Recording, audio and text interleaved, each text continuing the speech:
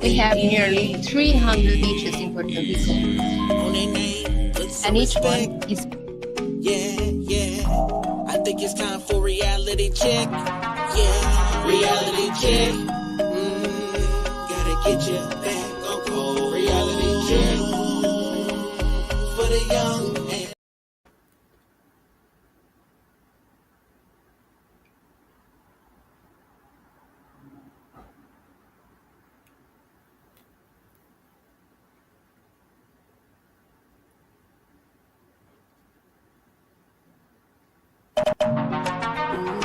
reality check.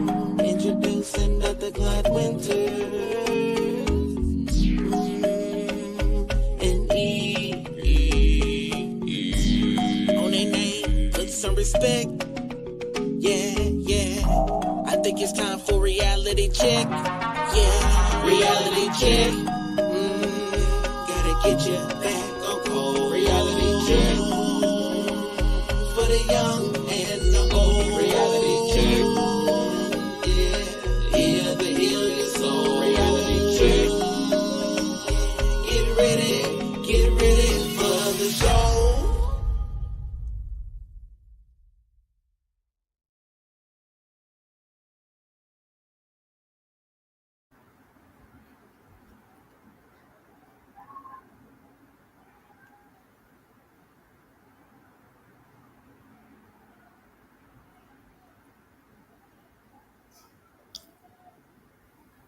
What up, though? What up, though? Oh, hey. I was muted, so you know how that is. Oh, it's okay. What up? What's going on, Dr. Winters? Nothing too much. Just in these streets, trying to, trying to stay positive. It's the holidays.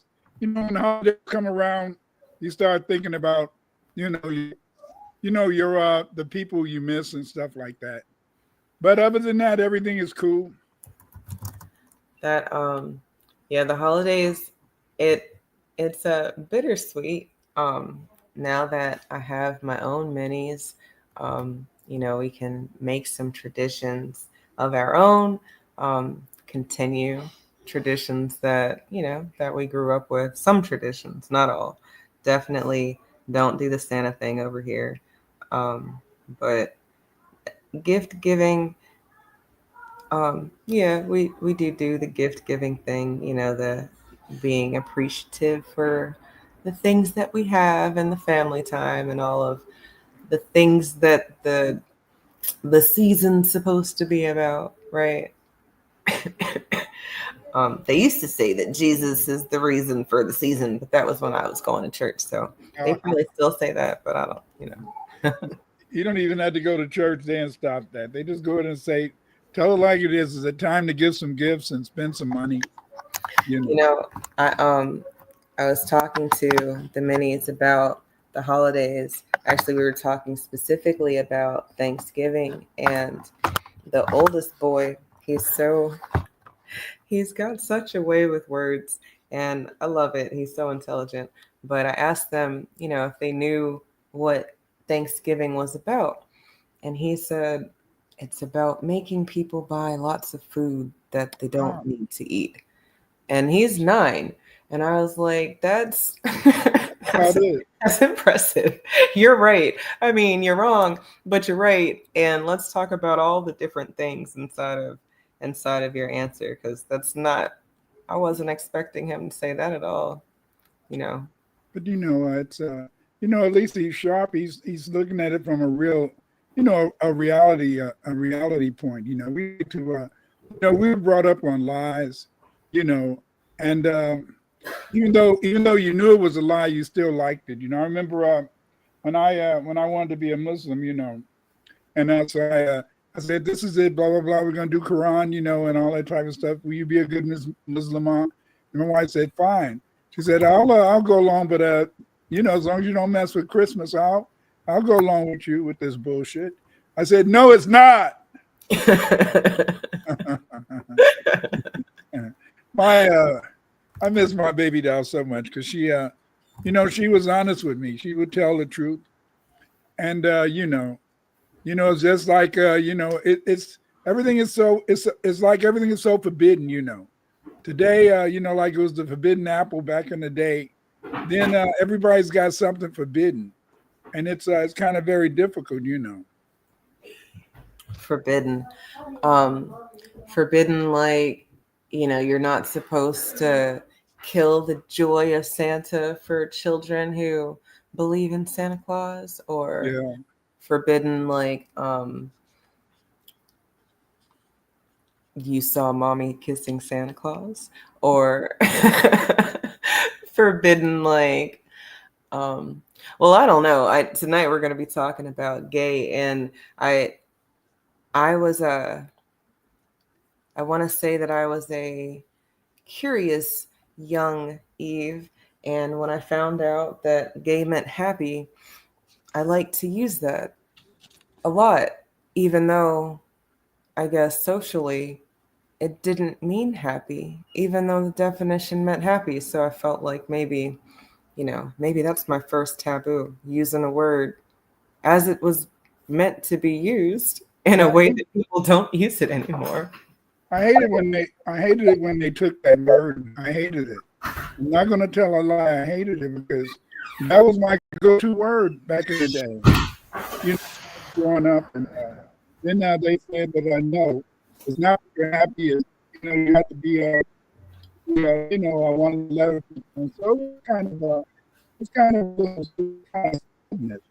It's sadness. But we've always had that conflict. Because see, back in the day, it was a clear differentiality.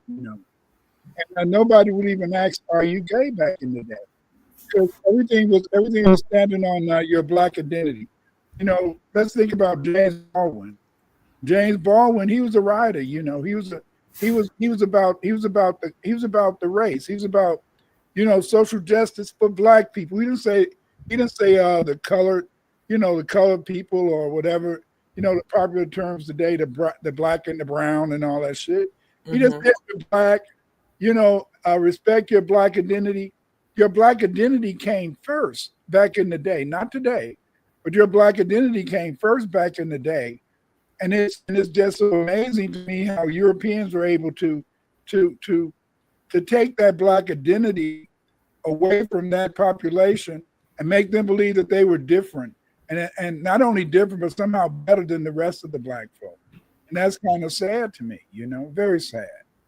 But then that would be not the white European. Maybe that's like the original sin. You talked about biting the apple, the original sin. But maybe no, the original sin would be to discourage your blackness for something else, just thinking that it's better. Or I don't know, if you've been existing in a space or a place as one thing, cookie cutter-esque, not not the same, but there isn't really any variation. And then boom, there is an ultimate variation that might be enticing to somebody who's been here for a long time, right? True, but I think my problem with it is this: is that you know it's always been a constant, and it's been this constant.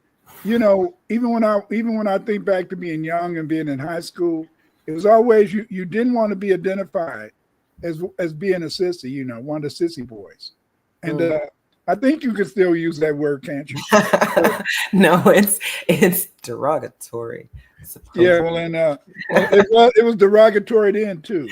So it was derogatory then too. But the thing is, this is that you recognized in a sense. Like I grew up in Chicago, and so in Chicago, whenever you heard an adult male, whenever you heard that an adult male was moving to the north side, well, you knew that if he was moving to the north side, that he had become a letter person, and he wanted to represent.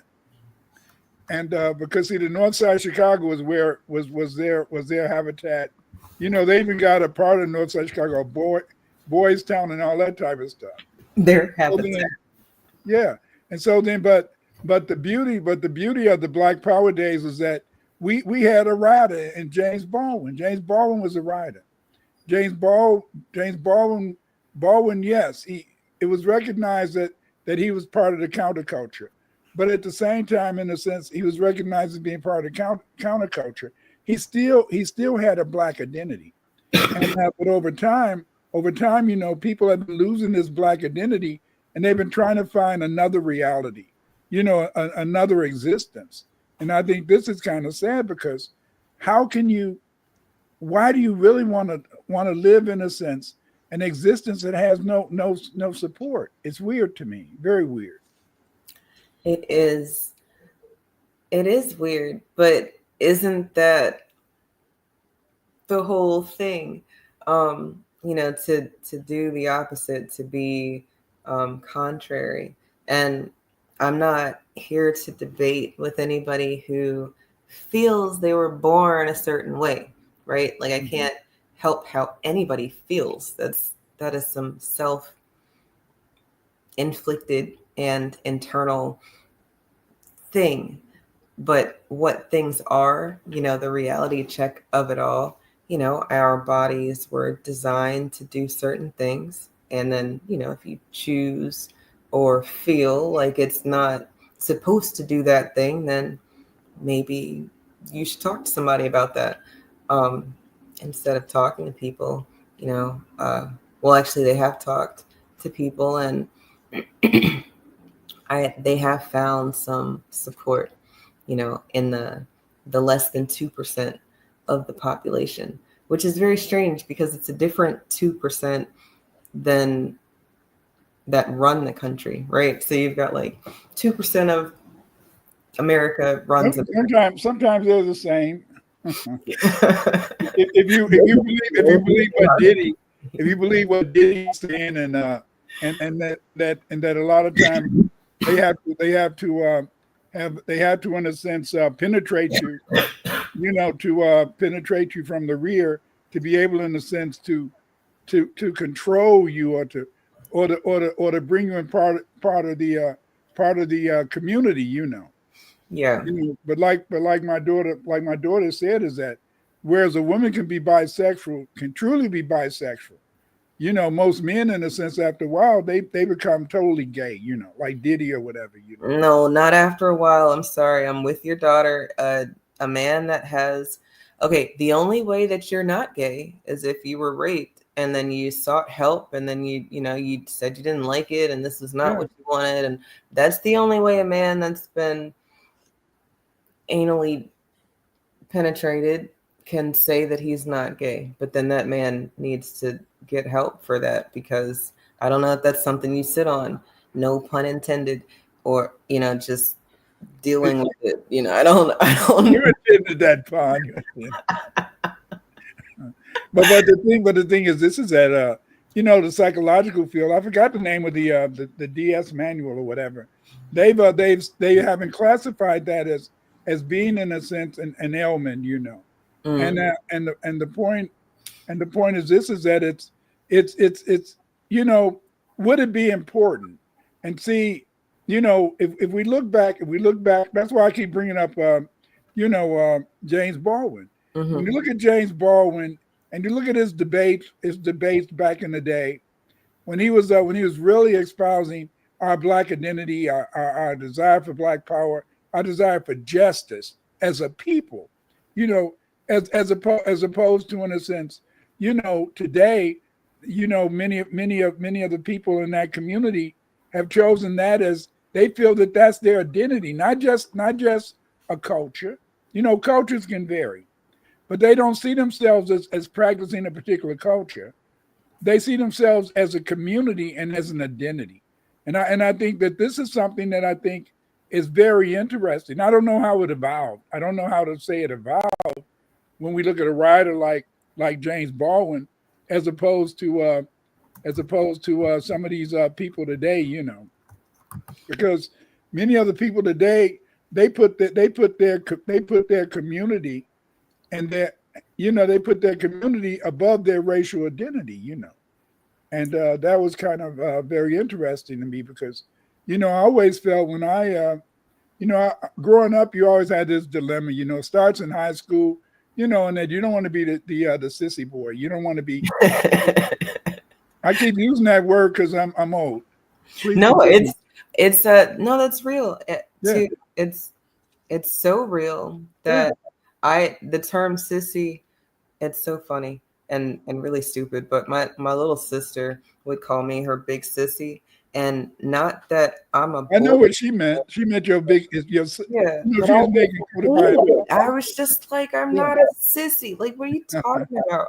And I know that that's stupid, and we yeah. laugh about it, but no, it's it's not like you're calling them faggots, you know. So there's that, and I guess since I've gone there already, with regards to just not wanting the association, I wonder because I wasn't around then, right? And a lot of people, I see this happening. People talk about a time that they weren't around for, right? And then they talk about what they heard or, you know, what was written down. And maybe you're not talking to the right person because they weren't there, you know, they also heard. So then it's that telephone game. So I guess really my question is, and not that you were around per se James Baldwin, but just around the information more closer than I am.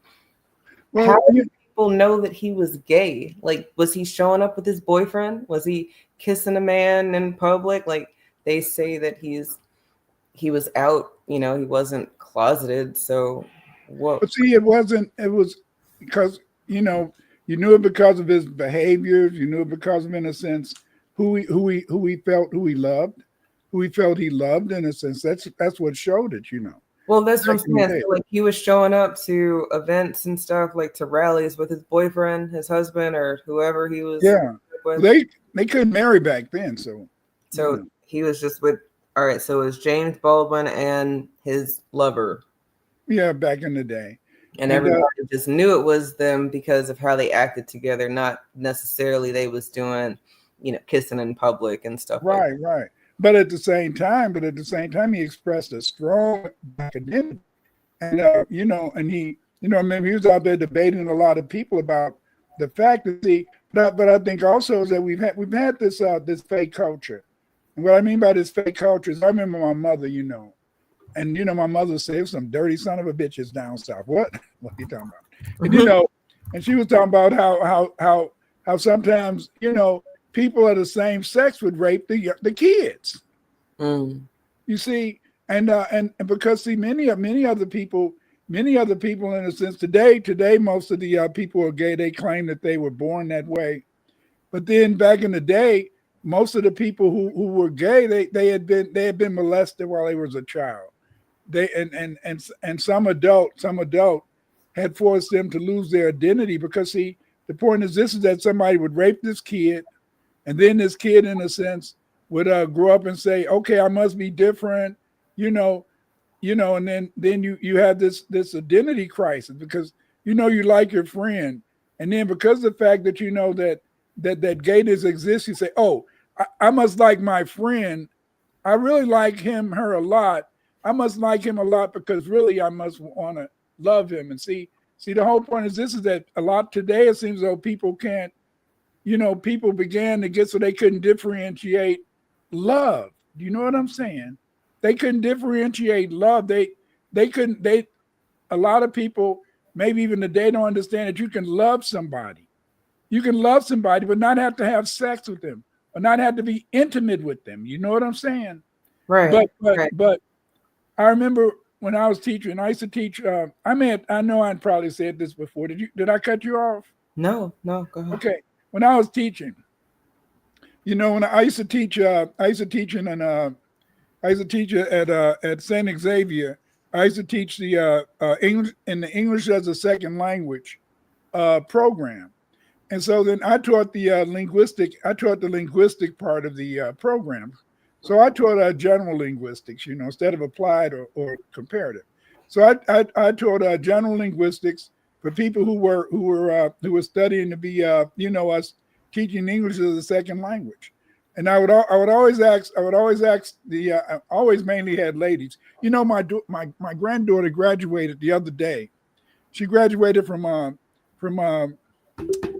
Purdue Northwest.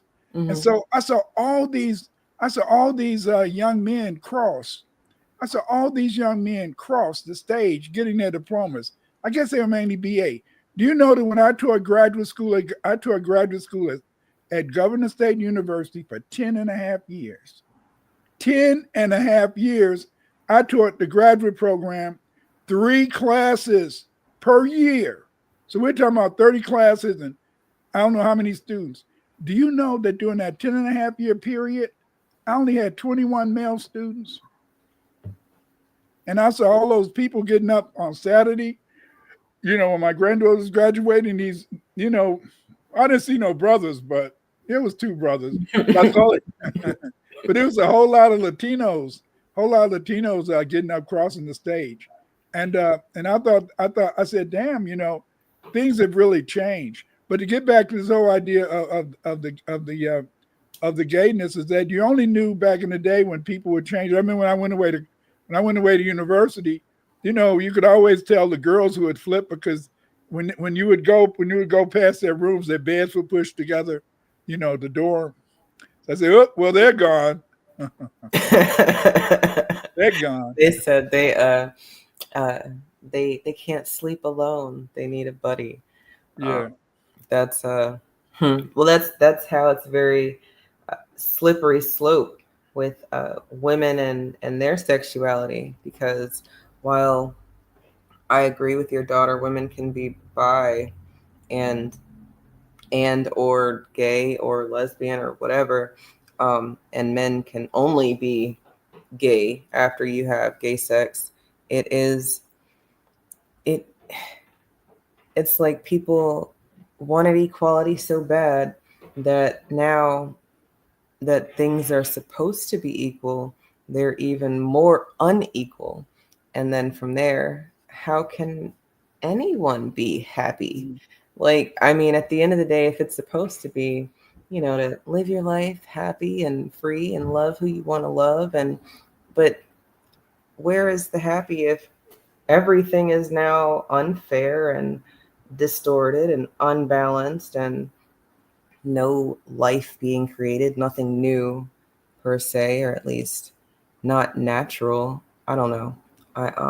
But see, but they were able in a sense to get you confused. See, they've been able, even though they say that population is less than 1 or 2%, they've been able to make you feel, as they have been able to make you feel being straight, that you're the freak, and that they've been able in the sense to make people who are straight, feel as though, hey, you're a nobody, because all the top people, all your entertainers, a lot of your actors, especially in that area, they're gay and they're being productive, they're being millionaires. Whereas when you're not going in that way, they make you feel as though you're inferior. When in a sense, how did they flip the script? They flipped the script so beautifully, in a sense, that I have nothing against anybody, because see, I know I had an uncle who was gay. One of my wife's nephews, he was gay, But the thing is this, so I have nothing against you. I just felt that why would you want to have that double, triple discrimination? Right. I don't see why that's why I never wanted any of my children to go in that direction, because I felt you're already suffering through white supremacy. And because you're suffering through white supremacy and being mistreated, discriminated against, experiencing racism and trying to get employment, things like that, but then they was able to flip the switch, flip the script in the 90s and especially the 2000s, when they started making it so that the people, in a sense, who had that alternative lifestyle, I'll just call it alternative lifestyle, made them, in a sense, start getting the good jobs and the superior jobs and the superior opportunities. I mean, it's just like I like ABC News. Yes, when I look at the news, I like ABC News. Every time I look at the morning news, I can tell they got a brother or a sister that's going to talk about their book. If they're going to talk about their book, the first, sooner or later, discussion is going to say that they belong to that lifestyle. And so that's you're laughing, but in a way, what they're doing, they're promoting that. I mean, look at little kids. Look at the little kid sees that. Oh, that writer is doing that. So that writer, in a sense, I want to be a writer too. So should I do that? Right, right. Did I do that? You know, did I do that? Nobody wants to be a nerd. That's true. That's true. And I hated when Steve put that dress on, but we won't go there. But the little kids, the minis, you kind of touched on it at first with the, if I like my friend, I like being around my friend, then, does that mean that I'm gay? Oh no, I'm not gay. So, I can't be your friend no more or whatever. But now it's and you like hanging out with Johnny? Oh yeah, that's because you like Johnny. And just let Johnny know that you like him, and Johnny likes hanging out with you, and it's a lot of coercion and leading. And children are not, if they can't drive, if there's all of these other things that they can't do because they're not old enough to make a decision that makes sense. Not that all children can't get behind a wheel and drive a car, or that they all can't make a financial decision that makes sense, or whatever you want to caveat it. There's going to be a child that can and will do it better than some adults. But as a rule, if there is a difference between a child and an adult, and the guidance is on the adult's part, or that's our responsibility, and then they're supposed to get to a point where they can make a decision on their own, then why all of the sex talk, unless it's about sex? There's nothing else to be talked about with the gay thing with children unless you want to talk to them about sex. And then what are we doing? What type of adult are you that you want to talk to children about sex? And see, that's what I think is the biggest problem, is that a lot of people back in the day started to associate, that love, and it's true. When you look at the word love, it says sex. That's what it says. But the point is this, is that a lot of people feel that if they love somebody, they're supposed to have sex with them. And so then they, instead of understanding that you can have platonic love. You don't really have to have sex, but if you use the word love, you had to move away from that word love and maybe say friendship, things like that. I know today I was looking at this and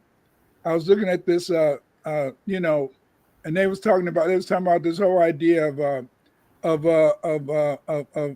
this sister saying that her soulmate, I forgot the name of the movie star, was another woman. And then and then Willie D said, how can a woman has a woman as a soulmate?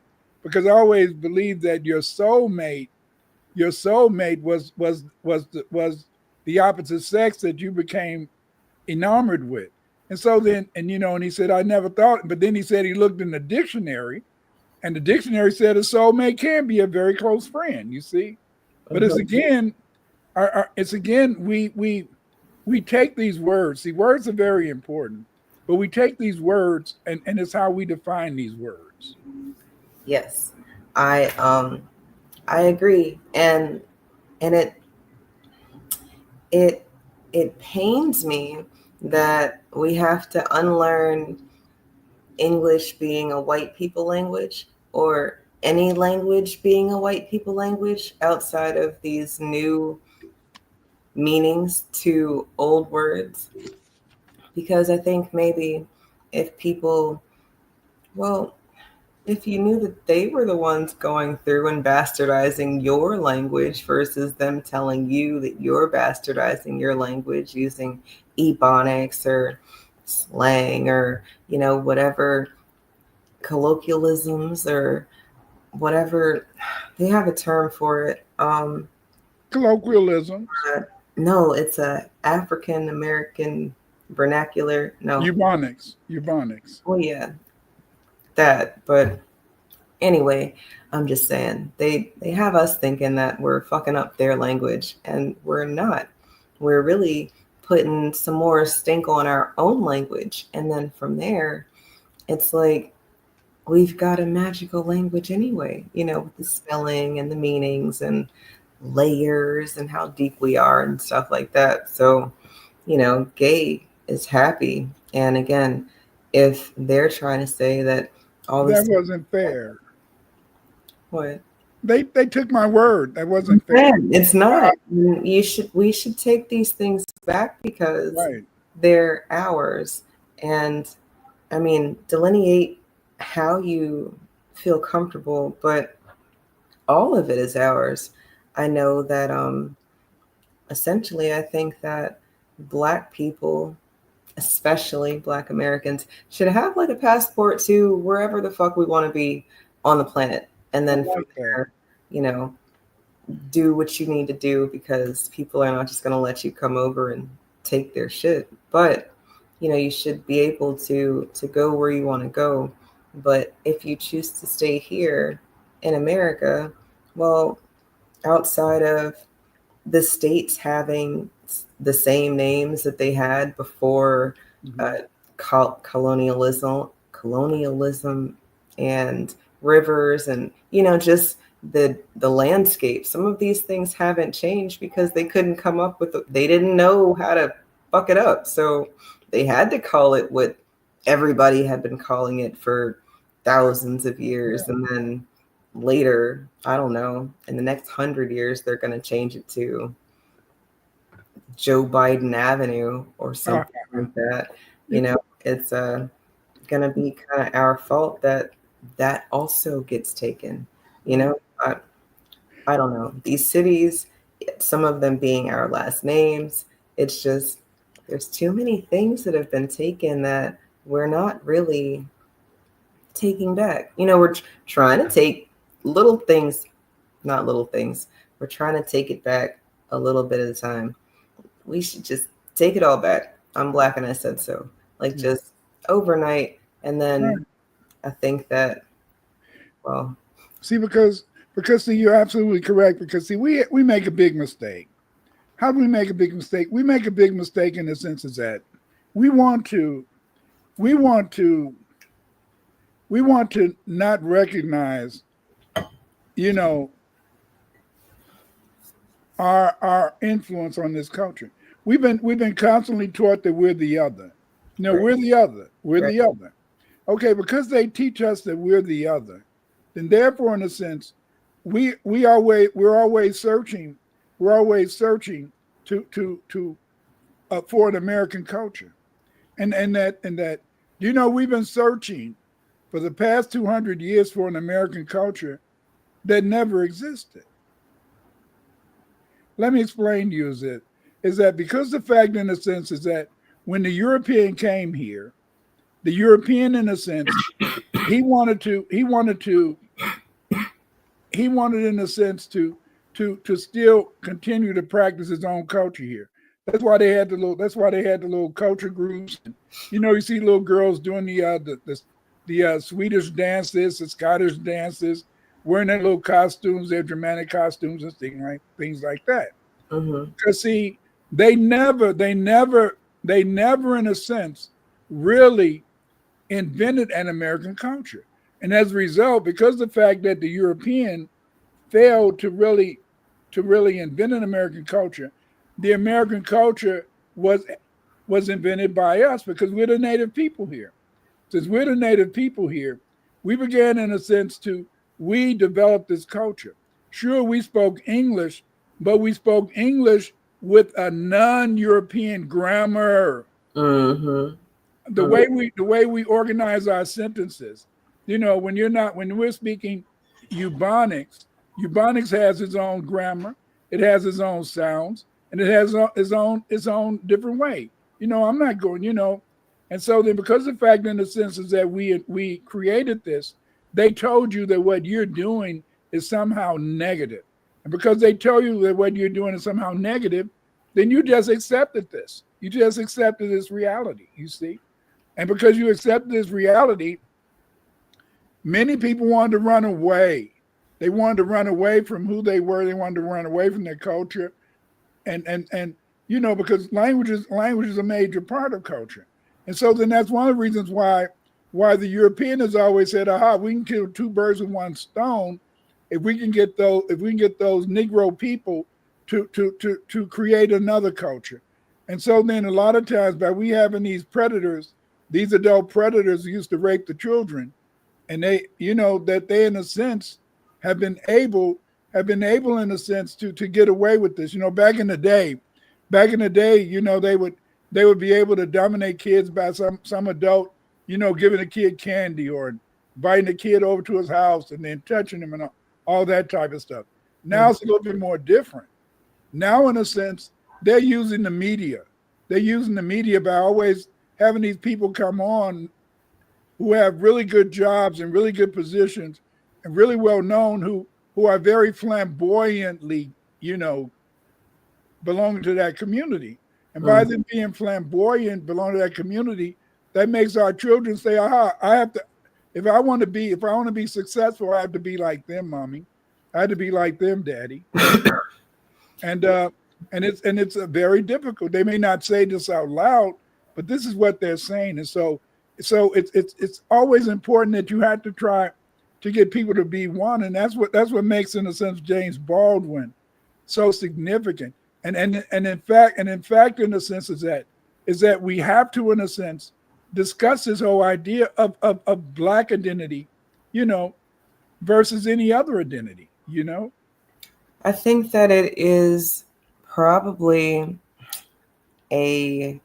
well, I don't know. Some people might not like me for this, but it's probably people like James Baldwin that ushered in the confusion era, because when you say things like sexuality is fluid, while I could agree with someone saying that, sex is sex and how you feel is how you feel, what you're doing with your sex, that's something different. And again, if you're not doing what your body was designed to do, you might want to talk to somebody about that, because I do think that used to be one of those codes in that DSM book that we talked about. But I'm just saying that at the end of the day,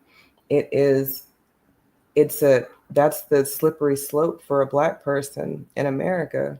We are existing in a place that they're telling everybody is a melting pot. So what racial identity? There's only American, but then you're not treated like an American. You can go all the way and fight for America and still not be treated as an American. So who the fuck cares about your sex? Like, just talking about it at all publicly is a death blow to our racial identity first, because outside of that, it's all culture first. If you are not Black first, Black American first, Black, whatever your country is, if you're in that country, from that country first, it's going to be your other culture, your religion first, your sex first, your gender first. It's going to go a bunch of different ways if it's not your racial identity first. But see, that's the biggest problem, though, is that we've never really been able to really be a religious people. They always try to say that we're religious people, and they always try to there's about every movie, that the righteous people are always somebody Black in there. But see, but in reality, we've never been able to really adhere to a religion and practice religiously the traditions of that religion. And the reason that we've never been able to do that is because of the fact, in the sense, is that our sexuality, you see, has always been determined by other people, See, because of the slave experience, you see, because of the slave experience, we have made, even among Latinos, we have made the idea that unwed motherhood is proper, premarital sex is proper. You see, these are things that that the European inculcated in us during slavery, and they're things they carry over into the entire culture. And that's why you see the Latinos, because the Latinos, they're creative people anyway. No Latinos existed before the slave trade, you see, and because of the fact, in the sense that these people didn't exist, Chicanos and all that type of stuff, until within the last 400 years, then therefore, in a sense, you have these artificial, you have artificial groups, you see, and Right. then we're trying in a sense to make sure that we have a true identity. And so then just like how now to kind of make us diffused and to, in a sense, limit our relevance, everybody always now says black and brown when they're really talking about black people. Right. You Right. know, they talk about a black and brown coalition that never existed. It's I think that's cowardice, because, well, there are no black people, and then the brown people, are more sand colored. It's very strange how we've got these color designations for things that don't really exist like that. And then inside of it, like you said, these made up groups. So who knows who is who? And I think that maybe that is the ultimate end game of the confusion. You don't know who you are. So give it to me because I know what to do with it. Right. See, you're very astute, and what makes you astute, Eve, is that you see things in a sense, but you don't always put them into words. You give a context for their reality and their existence, but often in a sense you don't put them into words. But you're absolutely correct. Is that the so-called black and brown coalition was just made up of black people who are black and brown. Because see, as you said, as you expertly, got through the funk, you said no, those are sand people. They're sand colored. And see, the European has been constantly, because the fact in a sense is that Caucasians are a numerical minority around the world. And they're a numerical minority in these United States. Yes. We are still, no matter what they tell you through the census, black people are still, the so-called Negro population is still the majority population in the United States. People are going to say, Dr. Winters, you're foolish. Dr. Winters, how the hell do you know? I know that we're the majority population in the United States because if we would have ever been a minority, they would have did us like they did the other black minorities. Where they at? Where they at? Where they at? They're gone. See, That's they're gone. They killed them all off. They've been trying to kill us off. They've been trying to kill us off through murder and through in a sense and through in the 60s and 70s as black people began to talk about black power, and they said, damn, we so desperate, we give you our women. You can have that. You can have them white thighs, because we're going to steal that baby, because that baby, when that baby is born, we're going to make that baby become confused because they white mamas are going to make sure they become confused. So they're going to be an enemy to you too. You see, so you can sing that black and I'm proud stuff, but you take our woman, and when she becomes the mother of that child is going to be confused because that child will lack a real identity for any population. That's sinister. It is the ultimate devil and God complex story or fairy tale. You've got balance and chaos happening, and then confusion or non-confusion. What would non-confusion be? I think that would be happy, right? And I'm trying to tell you, like, in this era of free sex, happy, or gay, be happy, be you, I'm not happy here. This is very confusing for me. And I think that happy would be I would be more gay if things made sense. And if you look up, do you have a dictionary? If you have a dictionary, you guys in the audience, if y'all have a dictionary, I want y'all to get one, like a fucking paper dictionary, because it matters. If you look up the word gay right now, it does not, the primary definition for gay is not a sexual orientation.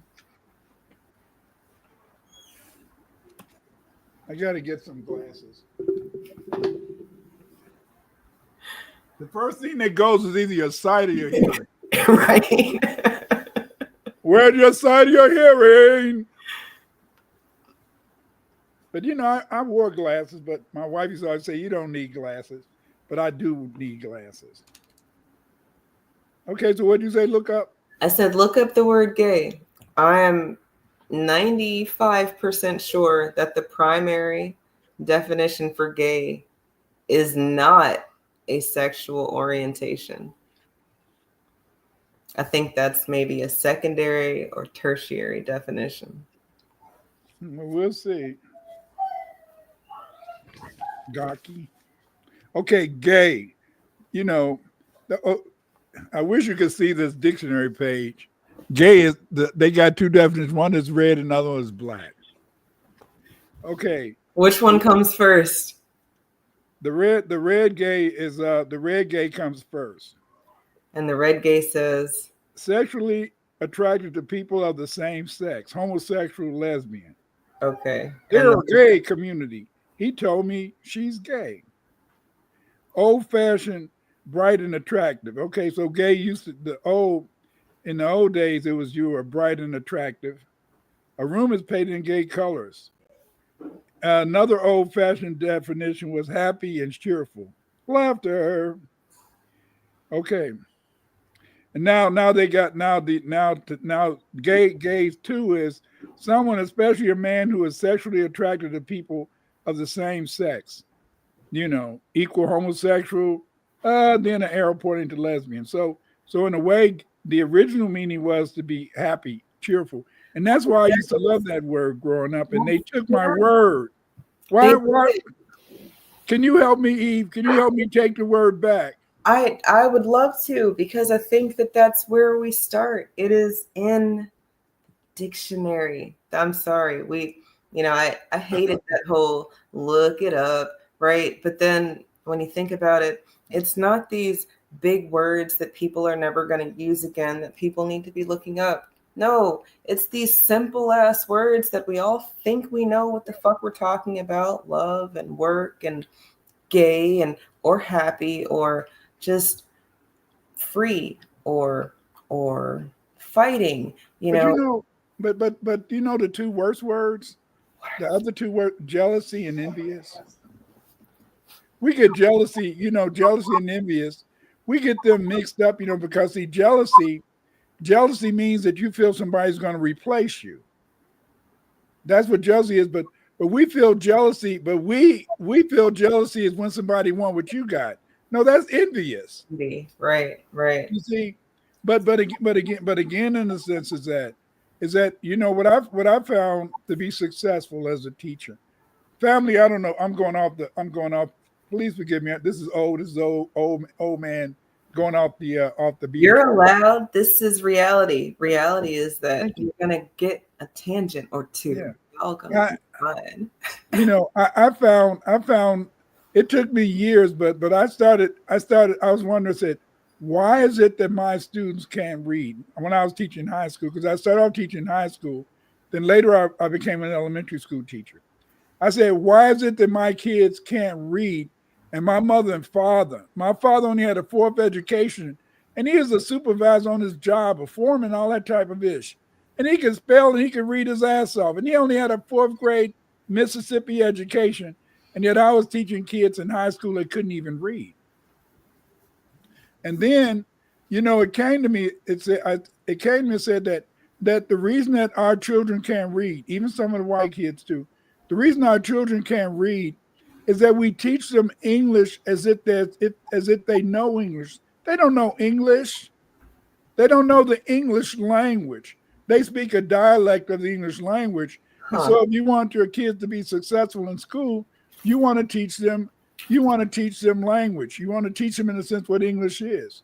See, the biggest mistake, I didn't know this until later. The biggest mistake is when kids come to school and they mom and dad, they say, I'm going to send my kids to school, baby, and you're going to be able to read because I'm going to teach your ABCs. Let's sing the song. A, B, C, D, E, F, G, H, I, J, K, L, M, N, P. And so these kids come to school and they feel that because they know the alphabet song, that they, in a sense, could read. And then their parents will come up to you and the students will come to you and say, why do you say I can't read? I know the alphabet. When they should have been saying abacadabra, but they didn't know that abacadabra because they were just saying the name. They were saying the name of the letter, but right? not the sound. Not the sound. See, that is something that you learn when you're learning language, and I think that's one of those, I would say, higher level learning styles that public school is not going to give you anymore. And because I didn't go to public school, I'm only talking from what people have told me. And I'm sorry for all the background noise, looking for a cough drop. But I think that, yes, if you're not teaching your child other languages, you have to do decoding and phonics and sounds. And, it's not just about the letter name, like you said, because when you learn another language, you know that that's a C, and it doesn't matter that you know it's a C in English, because in Spanish, it doesn't sound like C, it sounds like something else. Mm-hmm. And because you're not about to be walking around spelling out everything to everybody, because number one, you'd be spelling it in English, like dog, but you'd spell it in Spanish because you're speaking Spanish, but you're not speaking Spanish because their letters form different words, right? I think all of that is shit. If you're going to have a mini, these are things you should think about, because it is work. You can't just expect school to do it unless you're going to be paying for education. And then, yes, you can expect them to do what you're paying for. That's the give and take of, paid for education. But I think that when people are mixing up feelings like jealousy and envy, even though these are already words that have specific meanings, it is, well, I guess that just goes to show how powerful words are. When you are mislabeling things, you're putting certain energy out there that is unnecessary. If people said what they mean and mean what they say, then maybe things would happen a lot faster for them. But they do say what they say and they mean what they say. But most of the time, they don't even know what the word means. Oh, there you go. They don't even know what the word means. So they're saying, you're jealous. You're jealous of me. No, they don't want to. No, they're not. You mean that she's envious of you? No, she's jealous. No. And so then see, this is this whole thing in terms of word. I know it's Dorvell. He's in the chat. I love Dorvell. And Dorvell is he's what you call, in a sense, in the old days, what do they call him? He's a philologist. Philologist.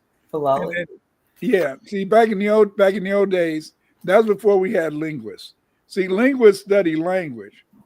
Philologists, they used to mainly deal with words and how the words constructed. You can sometimes call them etymologists. Okay. But philologists, in a sense, they did the same thing. You see, okay. And so then, what we find, in a sense, is that it's how to it.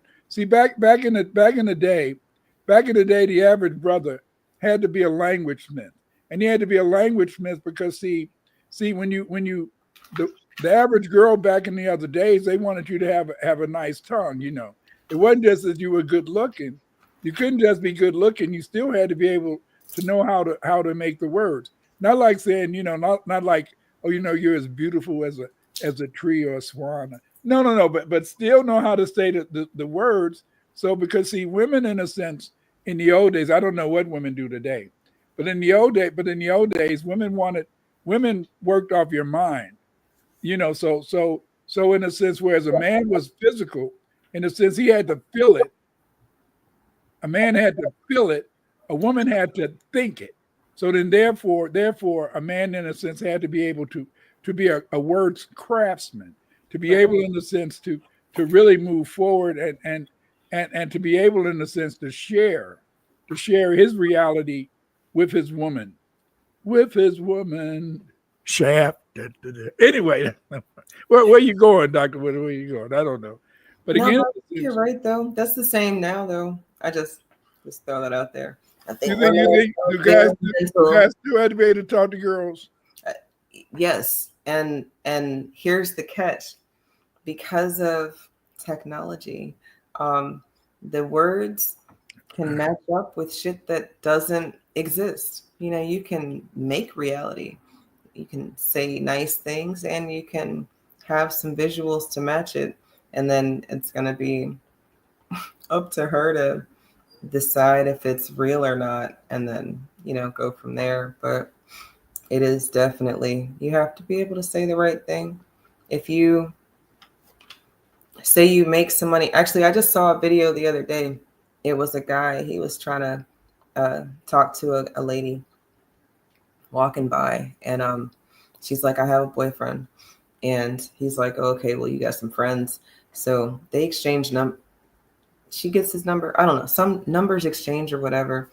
And she walks away. He gets into a very nice car.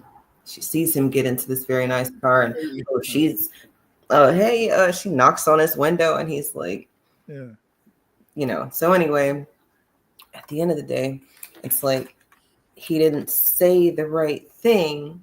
So she didn't do what he was looking for her to do. Because if he had led with, see my car, she probably wouldn't have even said that she had a boyfriend or whatever. She probably just would have, But I don't did when she saw that he got into the nice car. But see, that's a bad image. It's a bad image because I've seen so many videos like that. I think especially on TikTok, I see it. Sometimes I like to look at TikTok because it, when you put your hand in, I like to see that. We should do a dance and do a TikTok dance. Anyway, I like that, but then they do, in a sense, is that a lot of this is not really keeping people grounded, because people don't really see who and what they are, and they don't really the average woman. I don't care if you got $1 million. You can have $1 million, but if that girl do not like you, your $1 million don't mean ish. I'm sorry to say, that's what I mean. Yeah, no, that's real, right? Right. But they're making a lot of men, when they look at these videos, think, oh, if I just give me a nice car, then I can talk to this. No, it's not that. That makes it seem as though women are gold diggers. No, the average woman, in a sense, is not a gold digger. And sometimes even the gold digger is not a gold digger. If you can spit the lyrics, in a sense, then sometimes, because to me, when I was growing up, I used to think women loved to hear lies. And mainly because of my brother, Mr. Ed. They called him Mr. Ed. And my brother, he used to always be so. My brother, he used to always, they knew him on 47th Street. That used to be a heavy street back in the day for the South Side real people. Because see, the real people lived in the low end. And the low end was kind of, around 47th, 55th, all that type of stuff. Then the middle class people, they lived on they lived from 75th to further south. And then the west side, there's some country. Forget about those people on the west side. But anyway, I was on the south side. So, we looked down on I'm not going to tell a lie. One day I was going to the casino. I'm getting off the subject. One time I was going to a casino. They had the new casino near O'Hare Airport, and I went through the west side, and I felt I was in another world, but I was in a shanty town in Jamaica somewhere. Wow, they was messed up. But again, that's the west side. I grew up on the south side. And so then, but it was sad because I felt that women love a lie. I know that maybe that's not true today, but because it looked like the people in a sense, just like when when I was in school, I used to notice that the ugliest guys had the prettiest girls. Like, they always talk about this or that. But the ugliest guys had the prettiest girls. And I studied them. And you know why they had the prettiest girls? Because they knew how to spit that game on them. Not only that, but they would just go talk to them. Because when most of the time when you see a pretty girl, you feel that she's not going to talk to you. And because you feel she's not going to talk to you, you're not going to even take a chance to be put down. I mean, damn, that's one of the reasons why back in the day when I was in high school, when you was at a dance, we used to have activity every Friday. And so when you had activity on Friday, and you'd be playing some nice jams, so you would go up to a girl, you would never say, "Can I have this dance?" You would put your hand out, and then they grab it. You didn't have to feel you was being put down. But look, I'm glad you brought this up. This is a beautiful circle moment for me because, like always, our topics are always going to lend itself to a real life instance, and here we are in the real life instance. So I was on Twitter earlier, and I came across a post of one of my good Twitter friends, and he he was asking, as a single guy, what is this he has to apply pressure thing? And he was getting some responses about just showing her that you're interested and being aggressive or intentional, but you got to be careful because you can't be too aggressive. And, it's just all sorts of different things out there. And I think that at the end of the day, not only is it going to be a unique experience for each girl that a guy would pursue, because all of us are different, or at least we like to think we are. So you are a little different. It's gonna have to be determined on what you want out of the thing. And like you said, with the ugly guy and the pretty girl, if he's not afraid of rejection because he knows he's ugly, and she's not being approached because everybody else is so intimidated because she's so pretty, that's almost a match made in heaven, because y'all asked for this to happen. If you didn't want her to be with him, then why didn't you say something? And she'd probably been waiting for you to say something, and then you chickened out and never said something. So, she starts to realize that, she wants an assertive man versus a pretty boy. And now the math starts mathing. Yeah. But slope. I was looking at this video the other day. Sorry, family, we're just talking now. But I was looking at this video the other day, and it was talking about, and they were talking to these ladies, and these ladies, I think it was O'Shea Duke Jackson, and in another video with somebody else. And they were talking about the fact is that a lot. Maybe you can tell me if this is true or not. And they were saying that a woman doesn't want a man to look cuter than them, And I disagreed because, see, damn, back in the day, women could look pretty and that ugly guy could talk to them, but sometimes they tell the ugly guy to take a walk.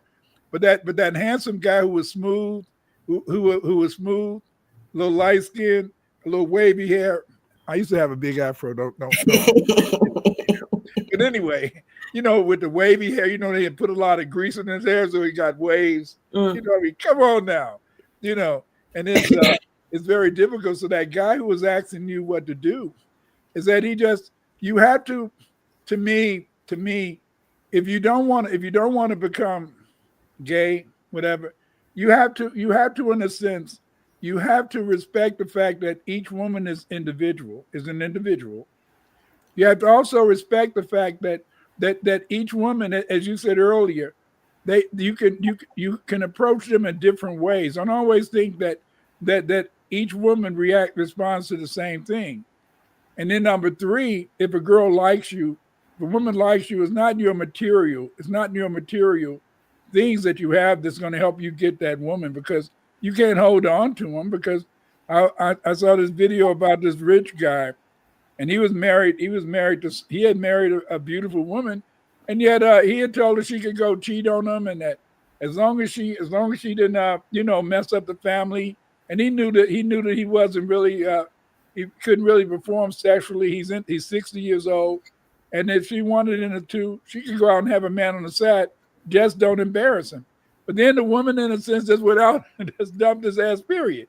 But see, here's the whole point: is what do you want out of life? What are you seeing for life?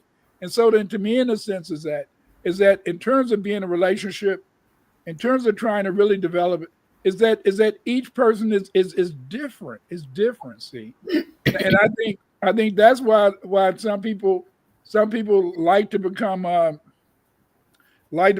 a sense maybe one of the latter people, because they're all in it for the sex, and because often they're relating to each other based on sex, then therefore in a sense they don't have to really worry about it. I remember I read this article once that in some of the gay washrooms they would have holes in the wall, and then somebody would be on the. Oh man, let me just sex in the bathroom. But anyway, these people are all messed up. All right, I'll never forget when I was in high school. I was a senior. We used to practice in what was called Washington Park over the summer, and so then we had to stop going into the washrooms because sometimes those guys would be in there, and so it's weird. It's weird because see, it just looked like after 69 everything went downhill. No pun intended. Everything went downhill. I'm serious. It's just it wasn't anything sacred anymore. People didn't try to hide their people just let their lust or whatever dictate their behavior in the street. It was no good. And I think it's even worse today. It's not worse today because back in the day, people would be in the cornfields.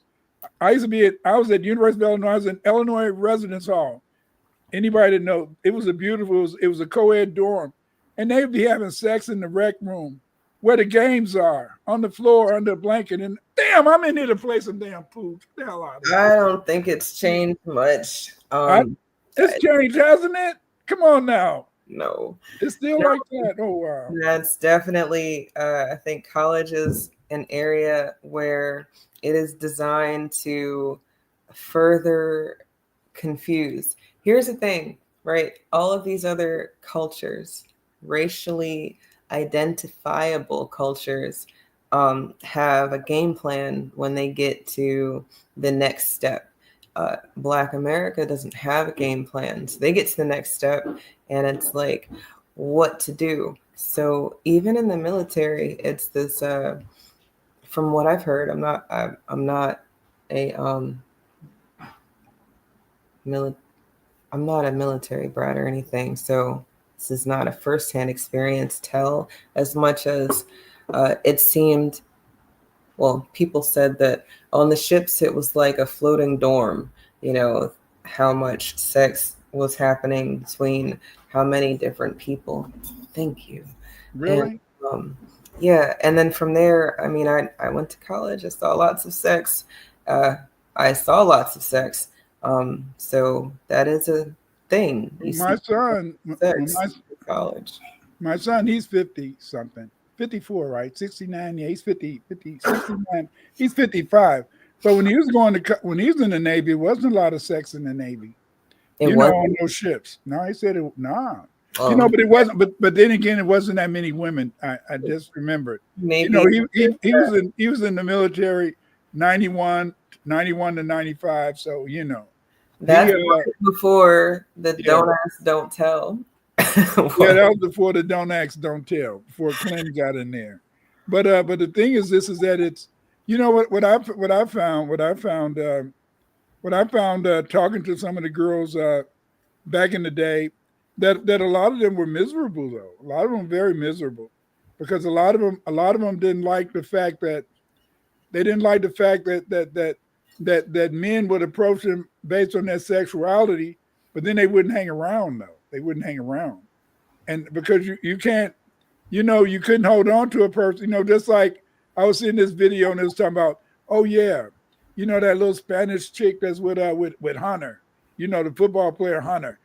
She, and then Tariq was something. Well, she must do some little tricks or something. No, you can fall in love with a woman, and it doesn't really matter. But to somebody I guess Tariq with him being 6'4" and he was in the game and he had a lot of women in his day. He can't imagine you Like falling to in be a love. player, falling in love. I don't think he can imagine you falling in love. That's a good point. I think. This is what I think he did. What do you think he This did? is what I think he did. I had a man on my job named Mr. Smith, and he told me about when he saw this girl when she was little growing up, and so he just kind of just hung around, kind of being friendly and stuff. And then when she got 18 and 19, okay, then he tried to hit on her. I think that's what Tariq did. Tariq he saw a little nice girl and had nice mixed parent, a nice half white parent. And so, I'm just joking about the half white. That's whenever those tethers come on this channel, they always talk about the fact his wife is half white. Right, right. What it is that I think he was programming her, when she was little, so he could have her. So when she got to be 18, 19, he could go ahead and marry her, and she would be, all fresh for him after he had ruined all these other women. Yeah, That's how I see it. That's what they say sometimes about things. Yeah, they're grooming them. They groom them, and so then there's nothing wrong with that. But I met her when I went to back when he was doing the documentary. When he's doing his documentary on the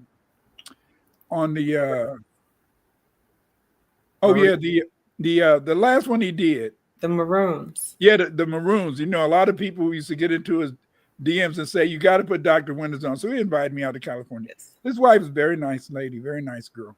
And, because, I met her and stuff. She's a very nice girl, And that's the whole point is that you look at these people.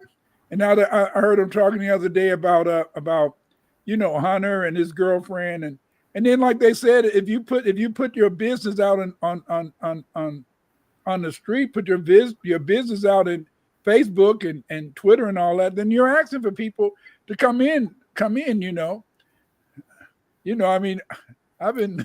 That's very true. I think that it is hard for some people to look at reality from other people's perspectives because you really want to think that it is what it is. 2 + 2 is 4, but you put 2 2s together and you have 22. So it's like we could have different conversations. We can be obtuse. We can be acute. It's a lot of different ways we can handle these perceptions and realities because it's two different things. They're not the same.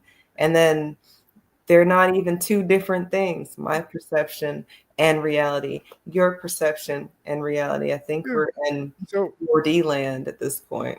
So I think people like Tariq and those old players, they groom a girl. They groom them. Yes, I do believe saying that about Tariq because he's an old player. And I know my brother, Mr. Ed. The only difference. You gotta stop calling him. That's what they called him. And my brother, I know. Not Tariq was not like my brother because my brother lived off women, till he got in his 30s. Then he became, electrician, policeman. He almost became a fireman, but but when he retired as a policeman. And he said, Clyde, always find you a teacher, a nurse, or a beautician. They'll always take care of you, mind us. And but the thing is this, I fell in love when I was young. And because I fell in love, I didn't have time for that. And I'm very happy I got married at a young age. And so when I hear people talking about people are too young to be in love and all that type of, it's not that you're too young to be in love. It's just can you withstand the onslaught? I mean, just like you're divorced. That doesn't mean in a sense that you didn't try the first time, but you have a second chance. But the whole point is this: is that we're always trying to criticize people. We're trying to criticize people instead of understanding that things have to work their way out. Do you know what I'm saying? They have to work their way out. I'm glad you brought them up, and this is totally in line with our topic tonight. So anybody who thinks that we're off, yeah, we're off, but we'll make it work, because it's about being happy, right? Right. I'm of a mindset of we're going to be taking things back, bit by bit, eating the apple one piece at a time or whatever. But at the end of the day, I'll be happy when things make sense. And Travis and his girlfriend, it's something that doesn't make sense to a lot of people, because they see him as the prize and her as the trophy, right? But now we're into two words that people equate, and they don't. And They when don't. we start having the same conversation, shit will make sense. I promise. Like, I guarantee everybody who speaks English first language people, listen to me. We will stop having 90% of our disagreements when we have the same conversation. And then from there, it'll make sense why people don't agree with why you think they should agree with you. So like with Travis, I get the criticizing, and he should know better, and how many examples do you need of this happening when you get with this type of woman or whatever. But according to her, and kind of like what you said, not really, but kind of, is a square. He was waiting for her outside of parties while she's having a good old time, and he's not drinking or getting high or anything, just waiting to be the designated driver and just being her chauffeur. And she's just like, yeah, that my man loves me. He's gonna wait for me. It's very young and immature, like you said. But if this is how they feel, then whatever. People say that she's just using him because he's gonna waste all his money, whatever. Maybe, but he's using her. I'm He's saying using her. at this point, if he thinks that she's the trophy, right? This is the trophy he wants, or the woman he wants on his arm. This is how he wants to show the world him. Then he's been with her. Don't get mad at me. He's been with her for 4 years. He wore out the damn vagina. Come on now. No, don't laugh. Put a ring on it, right? I'm just being honest. If you've been with somebody for 4 years and y'all been sexually active, it's a little bit. It's a used model. Let's put it like that. And so then therefore, he used her. So what's the difference? I don't even understand. What's the difference? He's been using her. She's been using him. There's no difference. That's what people do in a relationship. Right. And Lorville said it earlier in the chat. He said people are transactional. Yeah. And I 1,000% agree with you. They are transactional. It is in the not understanding which transaction is happening that gets me. And the reality check of it all. If we can all just pause, try to maybe understand, like you said, we need some understanding, and then we can move forward. Go ahead.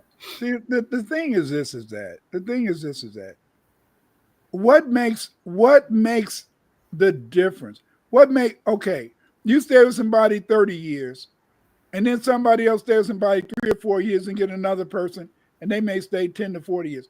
What makes a person who stayed together 30 years better than the person who tried, but they didn't make it? See, we make our mistakes because everything is always judgmental. I don't have a right to judge you. You don't have a right to judge me. You know what I'm saying? And yet, life is always about people trying to judge and people trying to make decisions about things that they don't even know. See? That's a good. Let's do that. Judgment, the ability to make considered decisions or come to sensible conclusions. Well, that's a judgment. Or I guess that's why people do it, because they feel like they know better. But then if we don't know ourselves, what do you really know? And I find that What my is favorite better? quote, go ahead. What is better? What is better? I Yes. think I don't think that you can have one without the other. If you don't know yourself, how can you know better for anybody else? Like what are we talking about? It's strange to me. You hit the nail on the head, Eve. You hit the nail on the head is that you only know what's best for you based upon what you feel. Mm-hmm. What's best for you is not what's best for me. You know, Mm-hmm. like I remember in a sense, I remember when I lost when I became a when my wife lost uh um when my I'll say subservient. No, I don't want to say when my yeah, okay, I said when I lost the subservience of my wife. And what happened is that she was saying in a sense, Clyde, I don't feel well. You know, I got a cold. I'm Mm-hmm. playing football. I'm in college. I'm playing football. I'm used to having drop thumbs. I'm used to going out playing with ankles all messed up, knees all hurting, and still go out and play. So I dared to say, just suck it in. Mm. Don't think you're hurting. And she said, what? I said, just suck it in. I mean, damn, my mama never cried. Your Mm. mama, that was it. See? But Yeah. the point is this is that I didn't understand. I didn't understand is that I shouldn't have told her that because that's how I feel as a football player. And I was telling her something, and I shouldn't have compared her to my mother because my mother, in a sense, she probably was hiding from us when she was sick. I mean, just like you're not going to be letting your kids know that you're feeling terrible when they need you to maybe rub them down with some Vicks rub or something, or and they're like last week when you were coughing, they're coughing, everybody's coughing, you're feeling terrible, and you're telling your partner, get your ass up and go do something. But Well, then you let's talk about that. Let's yeah, talk about it, because I love when you use me as an example, because yeah.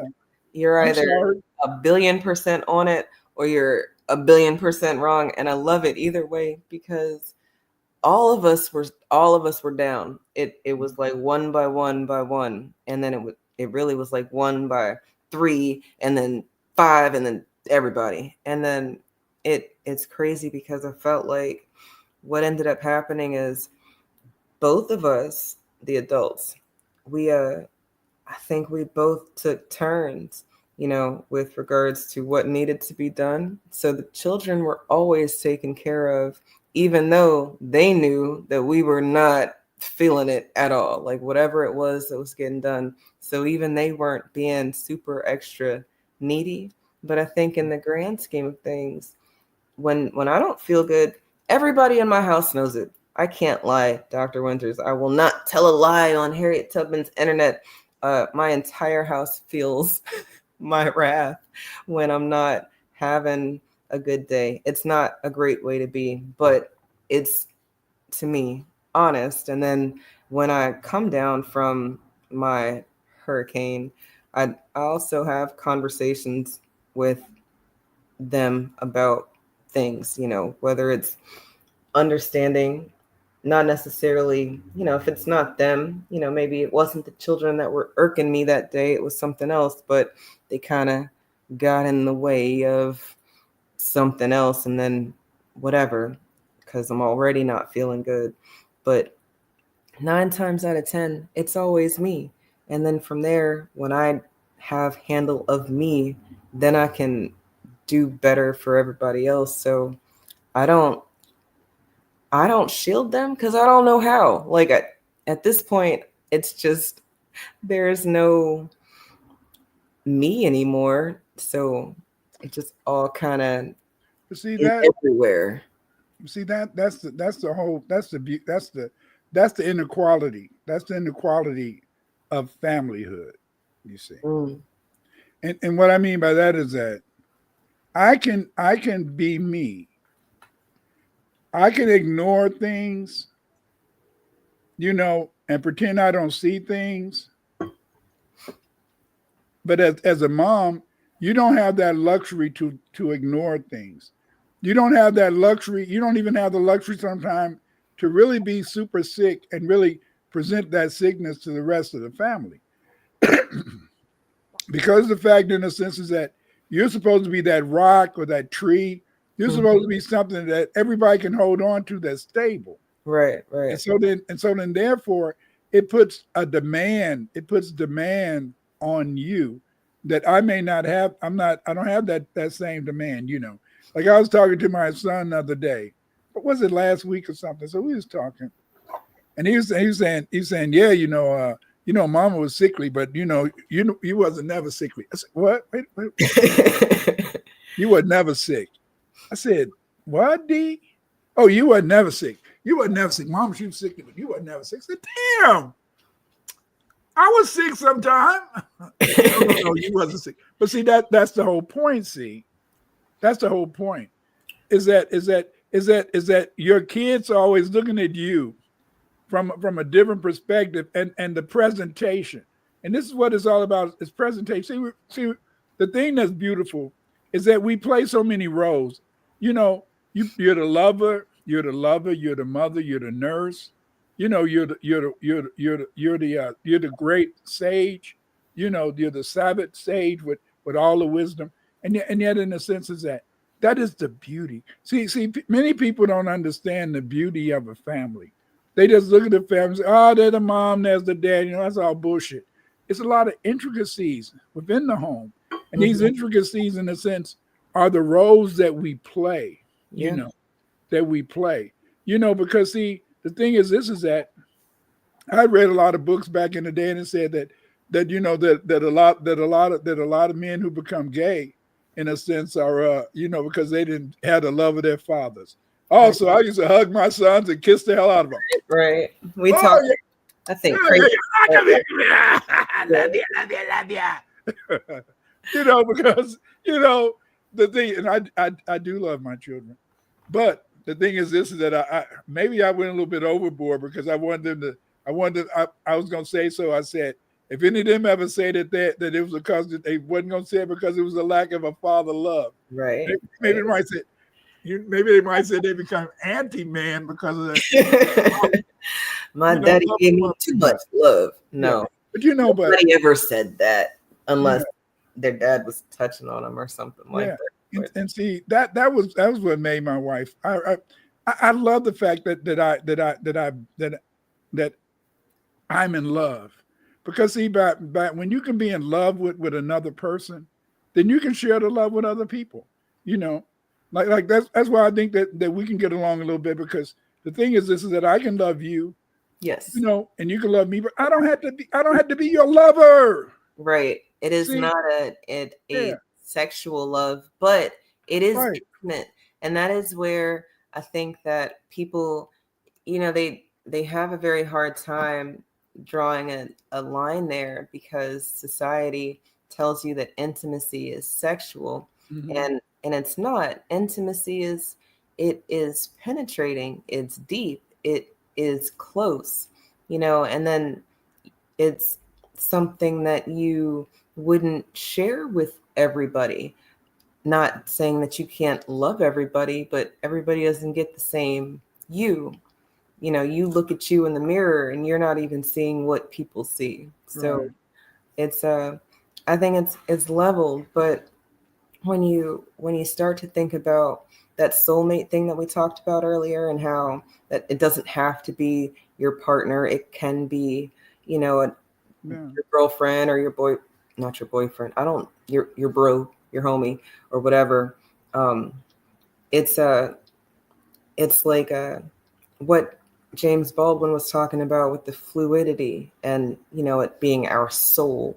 It's my soul that's attracted to your soul. It's the energies. And then, well, fast forwarding to what you said about giving your sons extra affection and attention to offset the potential gayness that could arise from not having that. It's like you've got these soft men out here wanting a feminine existence, and these hard women wanting a masculine existence. And again, it's very gay, and I'm not happy here. I'm not happy in this reality where gay doesn't mean happy or But see, bright or but that's because in many families we neglect our children. We neglect our children. We have our children. We go through the motions, but we're not really intimate with them, because the intimacy begins with what? Conversation. right, See, right. that's why a good mother, I bet in a sense, it's certain games you and your kids play, it's certain conversations, and there's certain things a real mom develops a rapport with her kids, and there's also in a sense some playing. It's always playing. I know my wife used to like to do commercial games with them. It's commercial song, all type of little silly-ish. I said, what the hell is this? And then but then my third son, he said something in a way that I hope you're not listening, and I know his wife listening. You better not go to him and say anything about this. But anyway, one of my sons, he said, we were in Vegas, and I was doing something, and he said, I said, wow, we got to do this and do that. He said, yeah. He said, this is good. He said, because now when we were growing up, you didn't spend that much time with us, and now you're spending time with us much more. I said, damn, I said, I thought I was around a lot, but I guess what he meant is the intimacy. It's the intimacy. It's the listening, whereas you play games with the kids. I'm always at work, my sons used to say, damn, you're whipping me so much. And then when they got grown, I said, damn, how could I whip you? I wasn't with you. Never there. How did I know you did something wrong? You're just the great stage. You're no, your mom told me to whip your ass. Hey, but mom never tells. Just yeah. But she's the loving, she's the glory, she's the fountain of love, which she is. At the same time, it has to be a mix. But anyway, what the hell? Anyway, are you gay? This is it. Yes. I'm happy. I'm happy to be with happy people. You see, I'm going off that definition. I'm going off this Loman that definition. Yes. See, but the point is this: is that if you have an alternative lifestyle, that's fine with you. But I'm happy too, and I love being around people who are happy. I love it. I love to be around people who love each other and can love out. I mean, it's like when I played football. I used to love to tackle people, knock the hell out of them, forearm them, all that type of mess. I felt good about it. And it's the same thing when you're around people. I love to be around my family now. I love to be around my children. I love to be able to talk to them, because see, the thing is this, is that it's sharing, and maybe even around some of our friends. It's kind of cool. But the thing is this, is that I'm so thankful. And I'm going to tell you, family, you guys out there, try to find someone to love. Don't just be able to share a part of you, because see, when you can love, it is so much, the world is so much better. The world is not so lonely. You can sometimes feel alone, but the fact is this, is that you're not all the time lonely when you understand that there's other people out there that care. There's other people out there. And that comes from being able to share a little bit of you with other people. It's it is, sharing is intimate. It's it is a tangled web we weave, especially on the internet, because it is a place where you can share whatever you want, right? Like I said earlier, if you've got the words, you can now put imagery, visuals behind your words, and it doesn't have to be reality. It can be what you say is reality, and for what it's worth in 2024, that is enough, you know. And from there, are you happy? Is that where you want to be? Because I don't think we're happy. I don't think that America's been happy since America's been America. Really? I think that if we were to make America great, it would have to be with new, old. Like I love how Trump has been able to use words to trigger people, and it is in what he doesn't say that triggers them the most. You know, he wants to take America back to a time when, you know, we were self-reliant, but then what does that really mean? Because when America was self-reliant, they relied on Us. so, you know, which selves are we talking about? So we And don't want that. no, but inside of that, it is that would be the reminder or the memory that I would love for us to pick back up on. When I say burn it down, or it can get burnt down, and I'm not afraid of things burning or whatever, and because we did build this. Do you remember when we built this? Because we didn't need all of this help or all of these coalitions to do these things under duress. And if you can do it under duress, then you can do it when you have time, when you have an option, when you have a plan, you know, when you've got people working towards the same thing. But you can only do it. You can only do it if you see our success. Our success is the result of the fact that we live in a segregated society. How can you're saying how? What are you talking about, Klein? What are you talking about? Our success is that we didn't feel a part of the whole. Because if we would have felt a part of the whole, we would be just like the immigrants that come over here, and they have a little success, but at the same time they're always afraid that they're going to be destroyed, you see, or they're going to lose something. Because the fact, in the sense that this has been a plural society where there's black and white and black. Therefore, in a sense, I can have my own personal identity, and you can have your identity, and I don't have to follow you. See, and this is the beauty of it. I don't have to follow your dastardly evil asses. I can be who I think I am, and so that I can have in a sense a judgment level, and I can in a sense create a situation which I can in a sense survive. And I can survive because of the fact that I can see the other, but the other is not being superior to me, you see. It's very interesting because it sounds like segregation is the way. And I don't mean a racial segregation. I mean a cultural segregation. We have two Americas, Black America and other America. But there's not two Americas. It's only one America. But I'm saying we could have two Americas, because here's the thing. If there's more of us than anybody else, right? And then you take the voting class, the people who are eligible and able to vote, that would be the majority of us and everybody else. And then you take the fact that the number's been dwindling every 4 years, less and less of us are participating. Well, it seems like more and more of us are doing something else. Anyway, two Americas.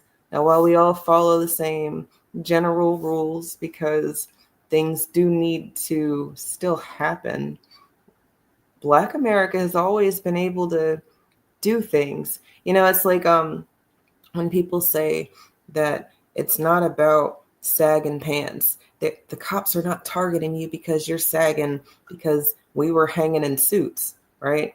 I know that's kind of dark, but the point is that when we didn't have anything and it didn't matter what the look was, you were still targeted because of who you were, and you didn't know who you were as much as you knew you were here. You knew that you were meant to be here and nothing was going to stop you from doing the things that you've been told you've been able to do, right?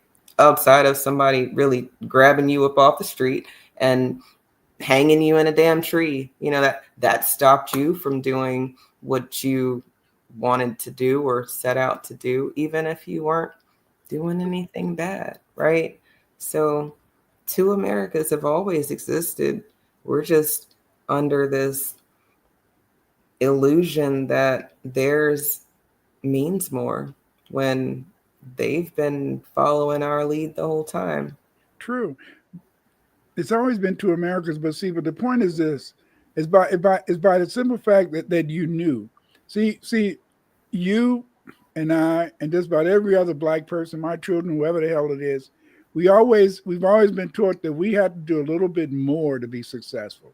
We've always been taught in the sense that yeah, you can do it, but you're going to just have to work a little bit harder.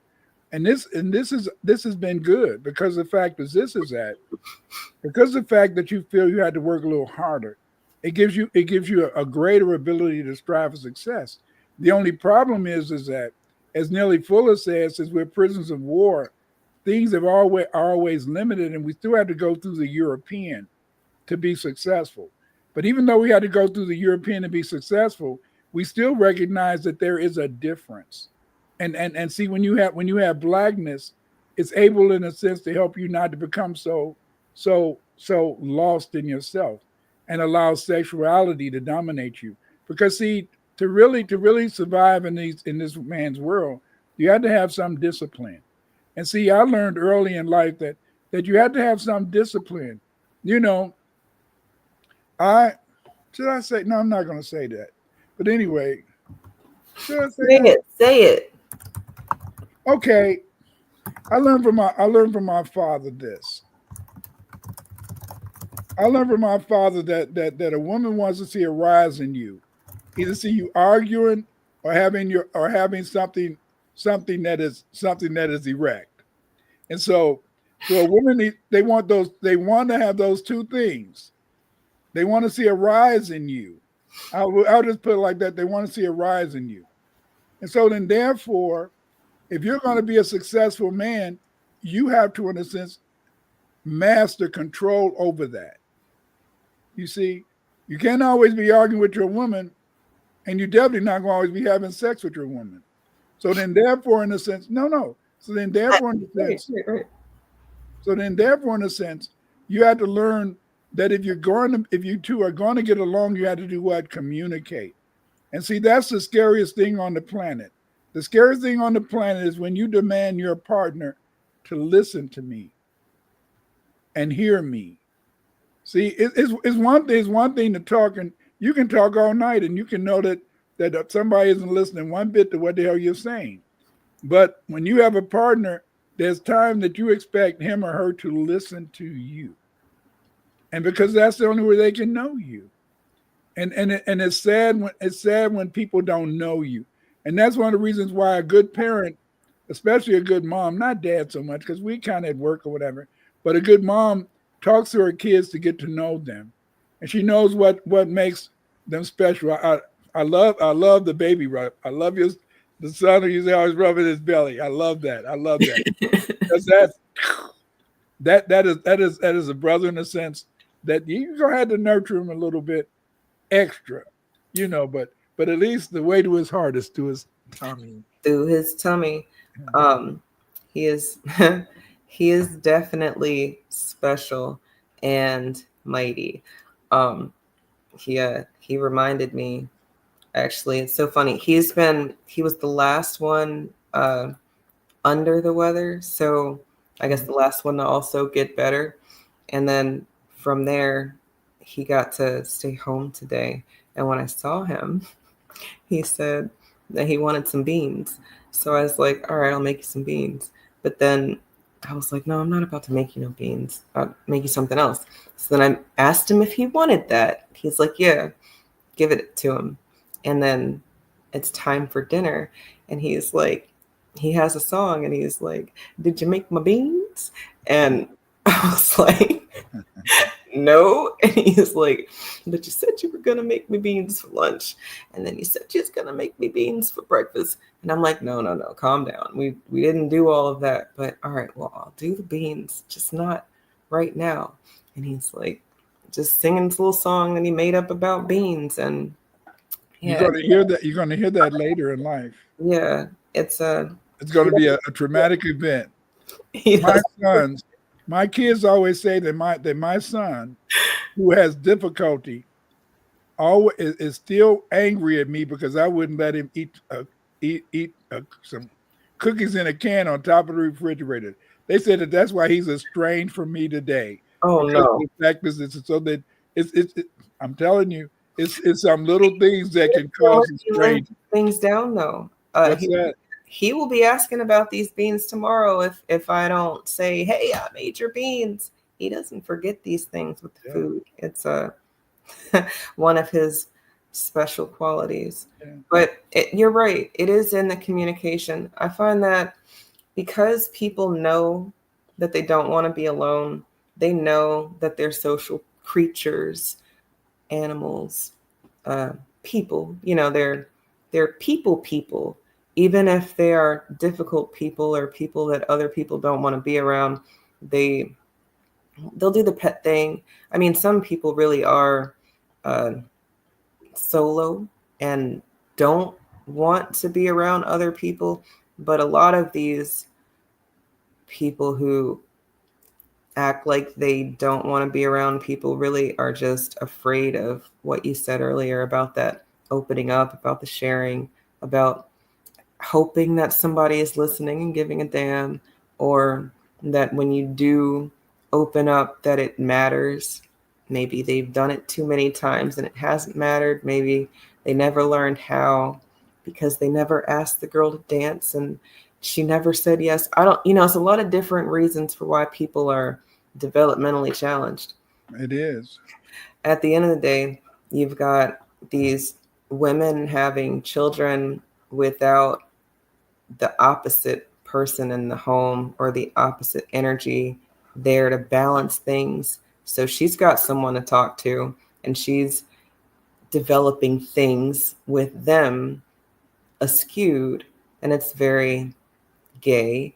And then maybe he is in the home, but he is gone because he's working or whatever. Or maybe he's there and she's working. So the energy is not what you're used to. And society's got you thinking that if your dad is cleaning the house and cooking the food, then something's wrong with him, or maybe nothing's wrong with him and something's wrong with your mom, or maybe things are supposed to be like this, or maybe is daddy supposed to wear a tutu too?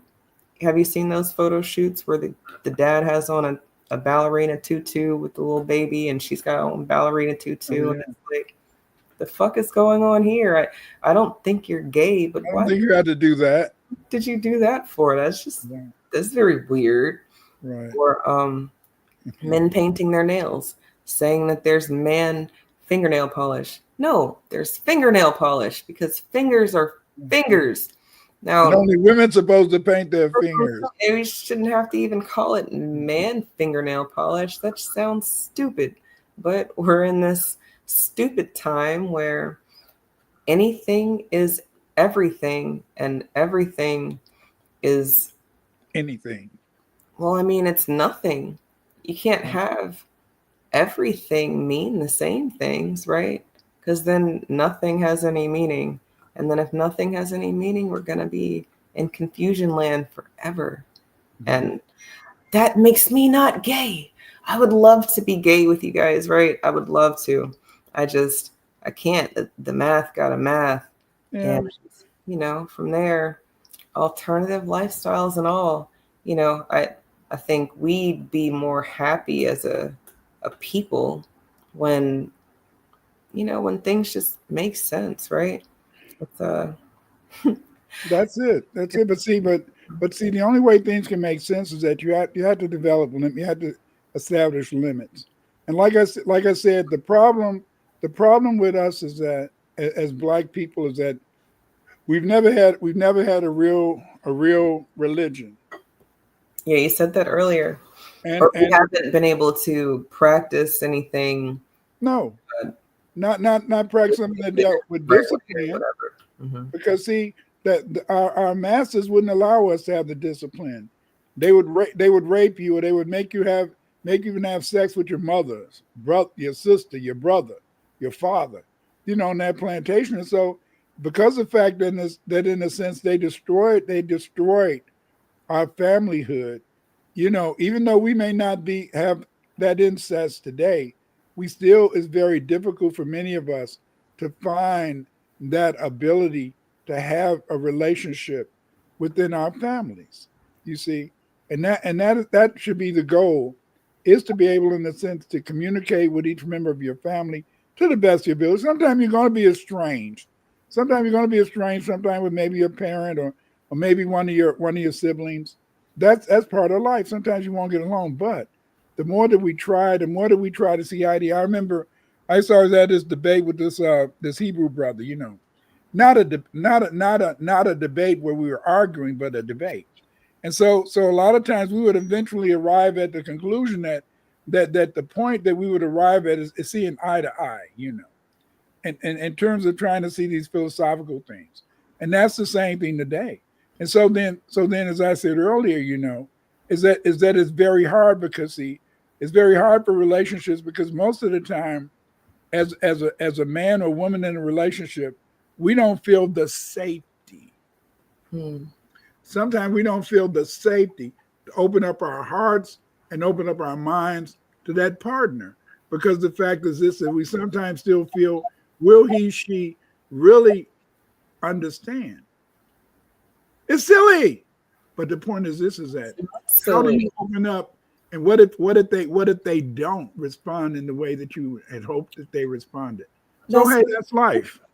It's not silly. That whole entire ordeal is intimate, because if you are a person who is run by your emotions, maybe that makes you very sad. Maybe it makes you very angry. Maybe your reaction or response to something very benign, like opening up about something. It could be something super dumb, like your day.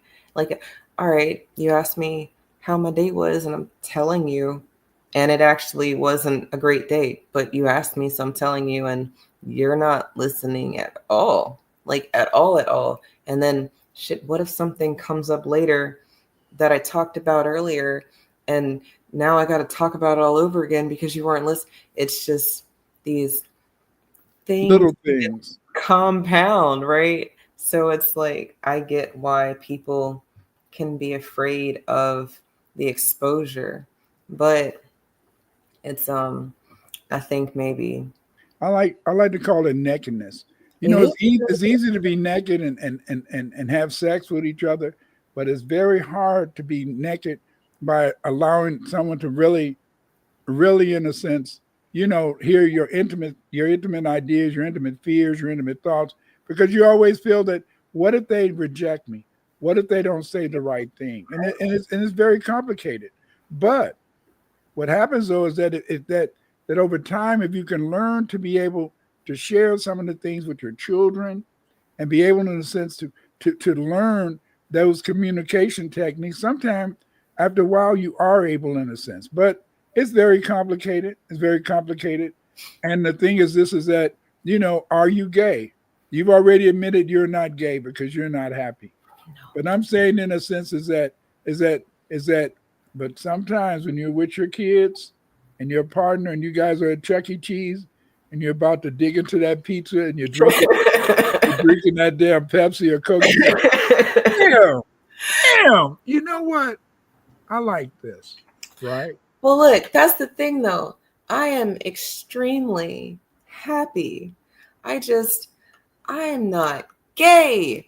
And, I would love for us to take these things back. And then I would be glad to be gay. And I think that's like an acronym for some gay organization. Don't ask me how I know, but I do think that GLAD is an acronym for some gay magazine organization. I don't They're know. always stealing the good words, but anyway. Um, it's it is, well, to me, Black America. All right, this is what my man says about my hurricane. I don't have the luxury of some of these intense emotions because we need to be more focused, right? And then really, when you think about it, he's right, because when you focus on, or when I focus on things, again, 9 times out of 10, my irritation comes from my reaction to something else. I can put it into perspective. And then really at the end of the day, a lot of us get hung up on something that triggered us, and we're unfocused from what we need to be focused on. When we can focus on the things that matter, it's real easy to be happy. My 5 beautiful midgets that all are unique and special in their own ways are all very happy, and they make me very happy. But are we good? And then it's like happy and good, these are 2 more words that people can throw in and interchange, and it's like, no, no, no, we got to stop doing that. Mean what we say what we mean, or know what the fuck we're talking about, and then just leave it there. So I'll be happy when the maths, and I think that we'll be happy when the maths, but it will take some exposure, and it'll highlight some cowardice, because people will choose to do the easy thing. It's easier for me to talk to him about these things, so obviously I can't be intimate with her. Never having gay sex before in your life, but you're talking these things like you can't find someone to open up to that doesn't also have a penis, or vice versa. You find it easier to talk to your girlfriends than you could ever talk to a man, or anytime you've done it before, it was so hard that, well, obviously it's going to be easier here. Let me do it this way. Mhm. No, let me just tell you from personal experience, we have periods, right? And then you would also have a period. Can you imagine 2 adult women with cycles at the same time, or not? That's even more crazy. But But it happens. It happens. no, I'm saying they sacrifice. It's Yeah. lots of sacrifices happening because they don't want to be naked in the ways that matter with someone that could do some things that make the math, right? Right. But anyway, I never was good at math. And so because I wasn't good at math in a sense, I could be that outliner. But but the thing is this is that I'm so happy that I fell in love when I fell in love. And I'm happy. I'm happy about that for only one simple reason, is that I've been able to experience life. And what I mean by experiencing life is that I think that when you can start to see through bad breath and dirty feet and people pissing and shitting on themselves, and you're cleaning them up because they were sick. I think it does, in a sense, allow you to see that there's more to life than just the gorgeous stuff. There's more to life than just the pretty. But there's nothing wrong with being pretty. But anyway, again, in a sense, is that, are you gay, family? This is the whole point. Are you gay? Are you happy? Are you happy about your life? Do you see in a sense where you can have a future? Do you want to make a future for you and your family, or you and your friends, or whatever? And so the thing is this, is that I think that if you can choose happiness, then maybe it's good for you. But if you can't, well, that's life. You want to make a final comment, Eve? I think that was beautiful, because at the end of the day, I don't have to lay with any of you guys at the end of the day, right? When I get off of this lovely reality check with Dr. Winters, I'm not laying with him either. But it doesn't keep me from sharing things with y'all and sharing things with him, and maybe opening up my reality to different perceptions, because, you know, it's not always about how I see things as much as, you know, I see things and then I want to talk about these things. So I'm glad we get to do that on Wednesdays. Right. That's excellent. That's excellent. Tonight, in the sense, I'm going to heat up my brick and put it in the bed, and now so I can rub my feet up against my toes. But I had to put on some socks too. But it's nothing like having that partner next to you that you can put those cold feet next to their feet, and you know they kind of warm up, and it makes you feel a little bit good inside. Family, you guys have a great evening. Thank you for showing up. Bye. Bye.